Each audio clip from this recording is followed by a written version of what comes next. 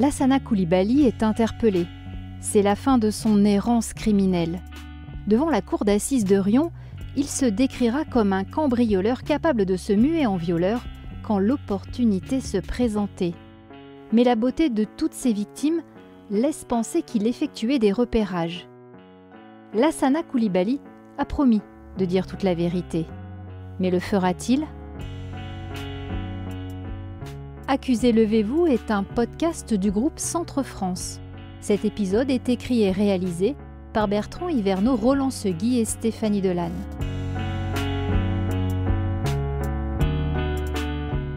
Lassana Coulibaly a attaqué 12 femmes, 9 viols et 3 tentatives dans 5 villes avec un mode opératoire similaire. Durant 3 ans, le violeur aux chaussettes a échappé à toutes les polices. Pourtant, il a fréquenté bien des commissariats.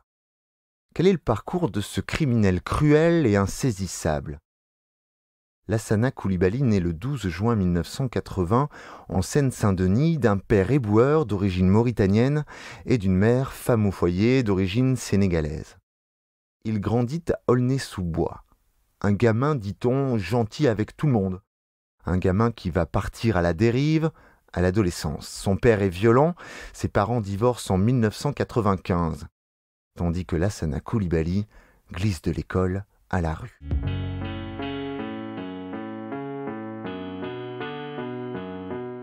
Il fugue à 16 ans et entame une vie d'errance et de délinquance.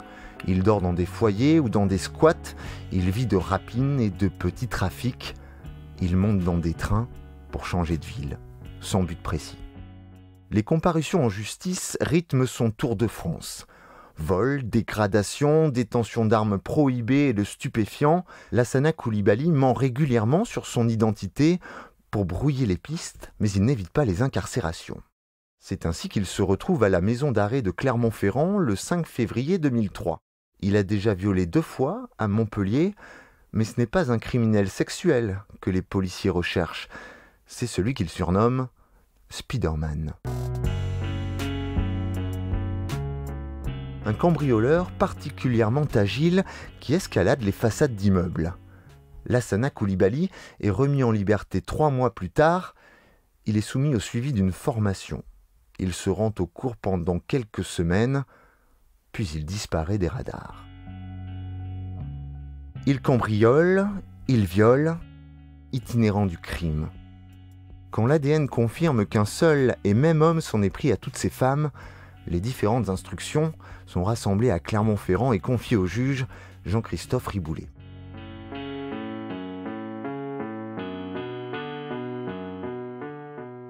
Olivier Chaperon, vous avez suivi l'affaire pour La Montagne. L'instruction est centralisée à Clermont-Ferrand. On imagine les difficultés pour appréhender un profil de ce type, cet itinérant du crime qu'on retrouve ici, qu'on retrouve là, sans forcément pouvoir faire de lien entre différentes affaires. Alors, il y a eu un élément déclencheur, qui est la juge d'instruction parisienne, qui, alors qu'on lui a demandé une fiche de recherche, c'est banal, fait un lien. Mais au préalable, effectivement, il n'y avait pas eu de trace ADN, on n'avait rien trouvé de particulier qui puisse faire matcher toutes ces affaires, qui puisse faire qu'à un moment on se dise « Ah, ça peut être le même auteur ». On avait des doutes, ils avaient déjà des éléments qui permettaient, mais pas d'identité, pas de trace ADN, pas de domicile fixe. Ce qui fait que ça aboutit, en fait, finalement, c'est une arrestation banale lors d'un cambriolage sur un flagrant délit, où finalement les fichiers des ADN à l'époque n'étaient pas ce qu'ils sont aujourd'hui.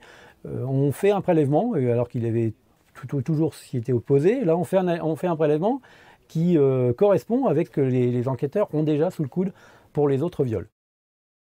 Le SRPJ auvergnat est chargé des investigations. Les policiers font passer discrètement un signalement, puis un portrait robot. Ils retournent voir les voisins des victimes, ils analysent la téléphonie, mais les méthodes d'enquête classiques mènent dans une impasse. Idem pour la génétique. Malgré de nombreuses interpellations, Lassana Coulibaly n'a fait l'objet d'aucun prélèvement, comme le permet pourtant une loi de 2002. Les policiers ont le profil ADN du violeur, celui d'un homme aux ascendances subsahariennes, mais ils ne savent pas qui il est. Le juge abat sa dernière carte, une campagne massive de prélèvements. En cumulant toutes les listes de suspects potentiels, un répertoire de 150 hommes d'origine africaine ou antillaise est établi. C'est alors que Lassana Coulibaly est interpellé près de Toulouse.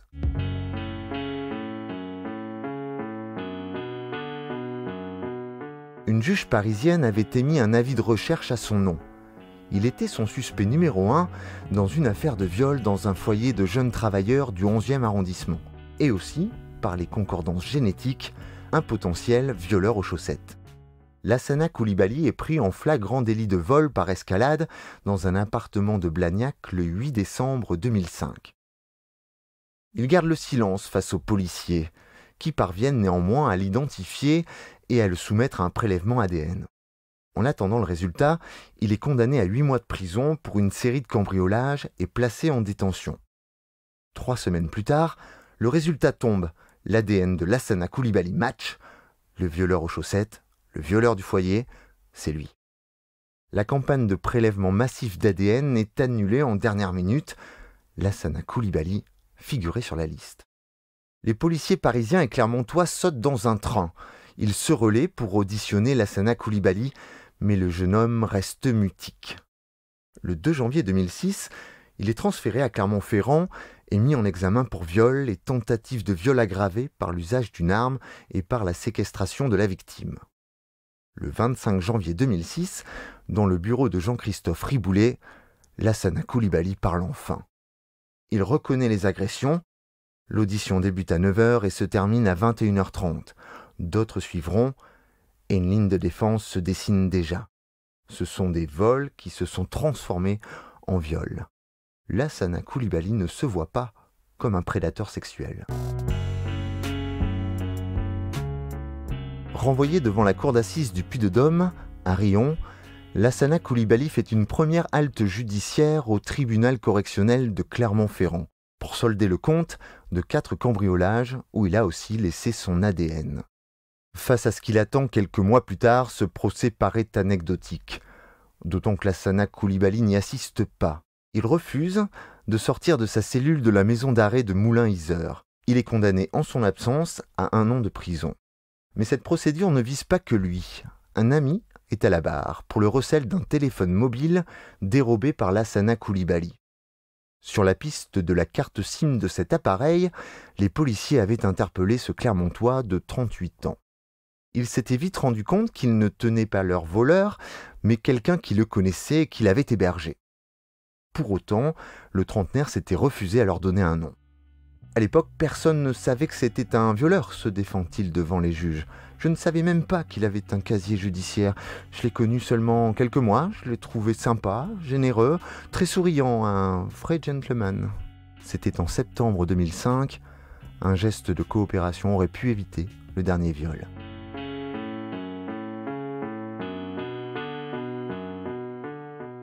Olivier Chaperon, il y a eu plusieurs loupés dans l'affaire du violeur aux chaussettes. Aurait-il pu être arrêté plus tôt ?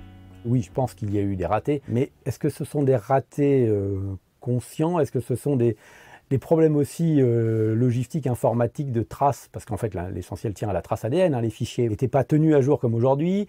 Les prélèvements n'ont pas pu être faits comme ils auraient pu l'être à un moment, puisqu'il y a eu un prélèvement qui a été fait, mais la procédure n'a pas été jusqu'au bout. Bref, oui, ça, on peut considérer que ce sont des ratés. Après, je pense que la police, à un moment ou à un autre, elle a besoin d'avancer sur des dossiers, il lui faut des éléments concrets, il y en avait assez peu. Il y avait des traces matérielles, mais quand vous n'avez pas de nom derrière, comment trouver l'individu que vous recherchez ? C'est ça, principalement, le problème. Mais voilà, une enquête s'est faite d'aléas et aussi des fois de rebondissements. Là, c'est ce qui s'est produit. Un rebondissement arrive assez vite, finalement, après ce que nous, on révèle dans nos colonnes. Et je pense qu'on a participé, quelque part, à la construction de cette vérité. Jusqu'où, selon vous, s'il n'avait pas été mis un terme à ses agissements, jusqu'où cet homme aurait-il pu aller ? Quand on est arrivé aux assises, on a senti que dans le mode opératoire qui nous était décrit, il y avait une escalade. Mais une escalade rapide et sur les derniers viols, vraiment exceptionnelle, quelque chose de très dur, avec notamment cette volonté absolue, parce que je pense qu'il avait compris que les traces ADN pouvaient le perdre, d'effacer le maximum de choses. Il répandait des produits détergents sur le sol, sur les murs, il lavait tout ce qu'il pouvait, à nettoyer, si je puis dire, ses victimes avant de partir. L'escalade finale, je pense, aurait été certainement, le meurtre, probablement. Le procès d'assises de Lassana Coulibaly s'ouvre le 15 mai 2008. Les 12 victimes sont là, éparpillées dans toute la salle à l'ouverture des débats. Au fil des jours, elles se rapprochent pour ne plus finir par occuper qu'un seul banc, soudées. indéfectiblement présente au soutien de celle qui va s'avancer à la barre et raconter son calvaire. Elles ne s'étaient jamais vues, elles forment désormais une famille unie par la douleur. On sait qu'on peut parler à quelqu'un qui nous comprend, confie l'une d'elles. On ne peut pas dire à une copine que le viol n'est pas le pire, que le pire c'est tout le reste. Il n'y a qu'une victime qui peut le comprendre. Au-delà de cette solidarité, un constat frappe les observateurs. Elles sont toutes d'une grande beauté. Lassana Coulibaly les a-t-il repérées avant de s'introduire chez elle? Il a toujours répondu par la négative, se décrivant comme un violeur opportuniste. Pourtant, plusieurs victimes racontent s'être senties épiées avant l'agression, à la terrasse d'un café ou dans les couloirs de leur immeuble. À une exception près, elles vivaient seules. Lors du dernier viol, il n'y avait que 5 logements occupés sur 140 dans la résidence étudiante. C'était un dimanche matin et Lassana Coulibaly n'est entrée que dans celui de la victime. Il rejette ces accusations. Un juré perd patience. Des fenêtres ouvertes, des appartements occupés par des jeunes filles seules qui sont toutes très jolies, énumère-t-il. Il ne vous est jamais arrivé de penser à jouer à l'euro-million? Vous avez beaucoup de chance. Ou alors, Lassana Coulibaly n'est pas celui qu'il prétend être.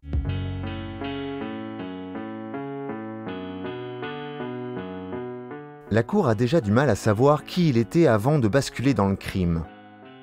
Lassana Coulibaly se dérobe aux questions sur son enfance, surtout celles sur les viols que lui auraient infligés 2 voisins entre ses 7 ans et ses 13 ans et qu'il n'a jamais dénoncés. Lassana Coulibaly aurait été ligotée avant d'être violée. Des gestes qu'il a reproduits sur ses victimes. La coïncidence soulève des interrogations, mais l'accusé repousse toutes les propositions d'introspection. Pourtant, à l'ouverture du procès, il a promis de s'expliquer. Pour les victimes, a-t-il précisé. Cette promesse, il va la balayer. Elles se souviennent de chaque seconde, il ne se rappelle de rien. Je ne sais pas, c'est sa réponse favorite.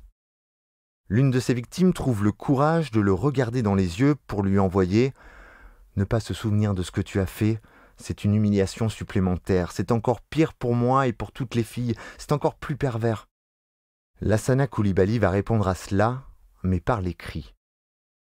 2 jours avant la fin du procès, il annonce qu'il prépare des lettres pour les victimes. Le lendemain, il fait passer 4 courriers. Il est fort possible, si je vous ai fait ce mal, que ce soit à cause de mon passé, de ma frustration, de ma colère, analyse-t-il dans l'une d'elles. Mais les victimes refusent toutes de lire ces lettres. Cathy Lorenzo, psychologue, est interrogée sur la démarche. Un agresseur qui préfère écrire plutôt que s'expliquer ne fait pas un cadeau à la victime, assène l'experte. C'est tout simplement une décharge, un lien, une trace, un dépôt qu'on laisse à l'autre et qu'il peut porter toute sa vie. C'est un soulagement pour lui, dangereux pour elle, c'est de la perversité.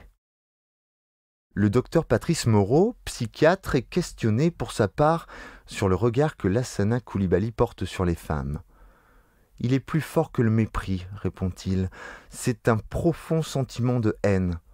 La femme agressée était un objet, ligoté et bâillonné pour la rendre inerte. » Durant les 7 jours d'audience, Lassana Coulibaly semble être restée dans ce jeu de domination. L'enjeu se situe ailleurs pour lui. Le parquet général entend le faire condamner pour des tortures ou actes de barbarie. Si ces notions juridiques aux contours flous sont retenues, il encourra la perpétuité. Dans le cas contraire, il ne pourra pas être condamné à plus de 20 ans de prison. Les enquêteurs, les avocats des parties civiles ainsi que plusieurs experts se positionnent clairement. Il y a davantage dans le mode opératoire de Lassana Coulibaly qu'une neutralisation des victimes. Il y a ces gestes inutiles, sinon pour jouir de sa domination, de sa puissance, de son pouvoir à distribuer et doser leur peur, énonce l'un d'eux. Ces chiffons, enfoncés dans la gorge jusqu'à la suffocation, ce nez pincé pour priver d'air et punir celle qui se rebelle, cette pointe de couteau promenée sur le corps, ce briquet ou ce fer à repasser approché du visage. S'endormir à côté des victimes après les viols, alors qu'elles restent dans leur lien et dans une position avilissante, chosifiée, ajoute à la torture. Un avocat comptabilise de 2 à 9 heures de présence, de domination, de jubilation pour un quart d'heure de viol. 42 heures de sévices psychologiques en tout, décompte l'avocat général Éric Maté. Il requiert 30 ans d'emprisonnement. Le dernier mot est à la défense. Lassana Coulibaly n'aurait fait que neutraliser ses victimes pour les violer et non leur infliger une souffrance supplémentaire. Le jury se retire pour délibérer. 3h15 suffisent à aboutir à un verdict. Les tortures ou actes de barbarie sont écartés. Lassana Coulibaly est condamné à 20 ans de réclusion criminelle. Consternation, hurlements et pleurs dans les rangs des parties civiles. Une victime déclare à la sortie du tribunal « Les mecs dans son genre ont raison de se croire intouchables. Il avait dit à plusieurs d'entre nous « Ne compte pas sur la justice, il avait raison. » Une autre énonce « Si l'on fait le calcul, cela fait 2 ans par victime. » 6 jours passent et le parquet général annonce qu'il renonce à faire appel. La décision n'est pas explicitée. Cependant, plusieurs victimes ont fait savoir qu'elles ne supporteraient pas l'épreuve d'un second procès. La condamnation est donc définitive. Lassana Coulibaly était libérable au plus tôt en 2021, au terme de la période de sûreté des 2 tiers. Au plus tard en 2029, à 49 ans, avec une nouvelle vie à mener, de quoi sera-t-elle faite ? L'affaire du violeur aux chaussettes est à retrouver sur l'ensemble des sites du groupe Centre France et sur les plateformes de streaming.